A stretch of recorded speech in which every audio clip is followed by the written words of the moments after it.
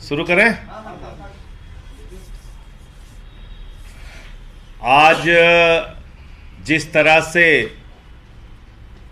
मनीष सिसोदिया जी के मामले में निर्णय आया है अदालत का, ये बहुत हैरान करने वाला है कि एक ही मामले में 8 लोगों को अब तक जमानत मिल चुकी है और 2 व्यक्ति ऐसे हैं जिनको जेल गए बगैर जमानत मिल गई, यानी उनकी गिरफ्तारी भी नहीं मिली हुई और जमानत हो गई। बावजूद इसके मनीष सिसोदिया जी को जमानत नहीं दी गई। यह पूरा निर्णय इस बात का संकेत है कि जिस प्रकार से दिल्ली की विधानसभा में दिल्ली के मुख्यमंत्री अरविंद केजरीवाल जी ने मोदी और अडानी के रिश्तों को उजागर किया, उनके घोटालों को उजागर किया, देश में हो रही उनकी लूट को उजागर किया, ऐसा लगता है कि अभी और बाधाएं डाली जाएंगी। मनीष सिसोदिया जी को और सत्येंद्र जैन जी को जबरन जेल में रखा जाएगा। नरेंद्र मोदी जी पूरी कोशिश और ताकत लगाएंगे कि मनीष सिसोदिया जी को और सत्येंद्र जैन जी को जेल में रखा जाए।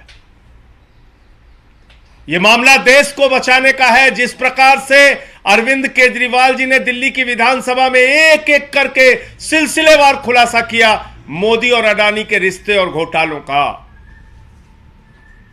हैरान करने वाला है, चौंकाने वाला है कि सारे संसाधनों की लूट और विदेशों में भी जाकर तमाम ठेके दिलवाने का काम भारत के प्रधानमंत्री नरेंद्र मोदी जी अडानी के लिए क्यों करते हैं? क्योंकि सारा का सारा पैसा और सारे के सारे घोटाले के लिए जिम्मेदार देश के प्रधानमंत्री नरेंद्र मोदी जी हैं। इस फैसले से हम लोग पूरी तरह से असहमत हैं और इस फैसले के खिलाफ हम हाई कोर्ट में जाएंगे। अदालतों का हम सम्मान करते हैं, लेकिन अदालतों के फैसले से सहमति और असहमति का अधिकार भी देश का संविधान हमें देता है। तो ये जो फैसला है, इसको कोई भी देखेगा या सुनेगा, बिल्कुल साफ तौर पे लग रहा है कि फैसला जो आया है, जिसमें 8 लोगों को जमानत मिली, अकेले मनीष सिसोदिया जी की जमानत रोक दी गई, 2 लोगों को बगैर गिरफ्तार किए जमानत दी गई, अकेले मनीष सिसोदिया की जमानत रोक दी गई। ये साफ संकेत है कि अभी और पूरी ताकत लगाकर भारत के प्रधानमंत्री नरेंद्र मोदी जी और भारत की सरकार मनीष सिसोदिया जी को जेल में रखेगी। इसके खिलाफ हम लोग हाई कोर्ट में जाएंगे। आपके कोई प्रश्न हो तो आप पूछ सकते हैं।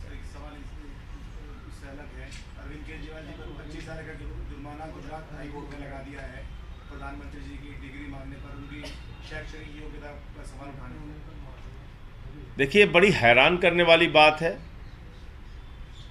आज ये साबित हो गया कि भारत के प्रधानमंत्री वास्तव में अनपढ़ प्रधानमंत्री हैं, गैर पढ़े लिखे प्रधानमंत्री हैं।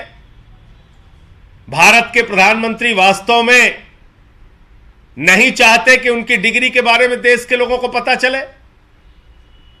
जिस प्रधानमंत्री को 140 करोड़ लोग चुन रहे हैं, अपना प्रधानमंत्री बना रहे हैं, उसकी डिग्री क्या है पता नहीं चलना चाहिए। ये तो अजीब बात है। सीआईसी ने फैसला दिया कि भाई डिग्री बताओ, डिग्री दिखाओ। विश्वविद्यालय उसके खिलाफ हाई कोर्ट में गया। जुर्माना अरविंद केजरीवाल जी पे हो रहा है। ऐसे ऐसे बयान देते हैं हमारे प्रधानमंत्री जी, A² B² T², पता नहीं क्या क्या बोलते हैं। जाके कनाडा में हंसी मजाक उड़वाते हैं भारत का। कभी कहते हैं नाली के गैस से चाय बना लो, कभी कहते हैं सिकंदर जब बिहार में आया था तो बिहारियों ने मार के भगाया था, कभी सिकंदर बिहार गया ही नहीं। ऐसे हास्यास्पद बयान देते हैं। कभी कहते हैं बाबा गोरखनाथ जी, संत कबीर जी, बाबा गुरु नानक देव जी की एक साथ मीटिंग होती थी। यह तो भारत के प्रधानमंत्री की हालत है। आजादी के बाद से लेकर जितने भी प्रधानमंत्री भारत के हुए, सब पढ़े लिखे, शिक्षित और योग्य प्रधानमंत्री थे। एक ऐसे अनपढ़ प्रधानमंत्री हो गए जो अपनी डिग्री छुपा रहे हैं। बताइए आप, वो अपनी डिग्री नहीं बताना चाह रहे हैं। कोई डिग्री पूछे तो उस पर जुर्माना कर देते हैं।